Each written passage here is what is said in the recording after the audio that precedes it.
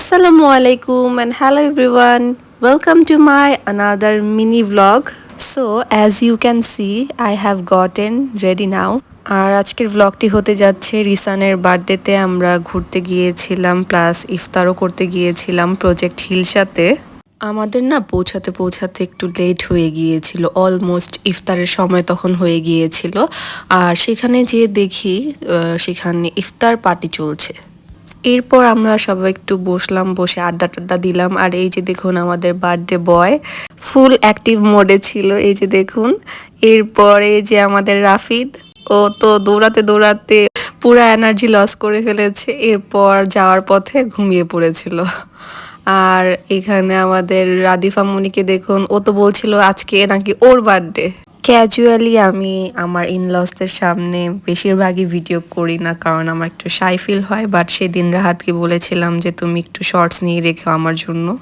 এরপর ইফতারের সময় হয়ে গিয়েছিল, যার জন্য তারা তখন তাদের ইফতার প্লেটার ছাড়া অন্য কিছু অর্ডার নিচ্ছিল না। তাই আমরা প্রথমে ওদের ইফতার প্লেটারগুলোই নিলাম, দেন ইফতার করে অন্য কিছু আবার অর্ডার করা হয়েছিল। সো এটা ছিল ইফতার প্লেটার, তাদের সাথে হালিমও তারা সার্ভ করেছিল। আমি যেহেতু চাইনিজ পছন্দ করি তাই fried rice, beef sizzling, chicken fry নেওয়া হয়েছিল।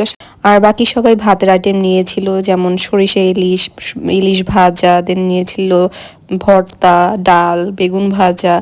খাওয়া দাওয়া শেষ করে দেন রিসান কেক কাটার জন্য প্রিপারেশন নিচ্ছিল, আর ও একটু ছবি তুলছিল। দেন সবাই ছবি তুলতে ও এমনই বিরক্ত হয়ে গিয়েছে, ও বলছিল আমি আর কেকই কাটবো না। আর বাচ্চারা না কেক দেখলে একটু বেশি এক্সাইটেড থাকে। রাফিদ তো কেক দেখে এত এক্সাইটেড ছিল যে ও কেক কখন কাটবে। দেন আমরা বের হয়ে পড়লাম বাসার জন্য। বাসায় এসে রিসানকে গিফটগুলো দিলাম, গিফটগুলো পেয়েও অনেক বেশি হ্যাপি হয়ে গিয়েছিল, যা দেখে আমার খুব ভালো লেগেছে। সাথে আপুর জন্য একটা গিফট নিয়ে নিলাম, কারণ 2 দিন পর আপু আর ভাইয়ারও marriage anniversary. So that's for today. দেখা হচ্ছে নেক্সট ব্লগে, ততক্ষণ ভালো থাকবেন, সুস্থ থাকবেন। আল্লাহ হাফেজ, and don't forget to subscribe my YouTube channel.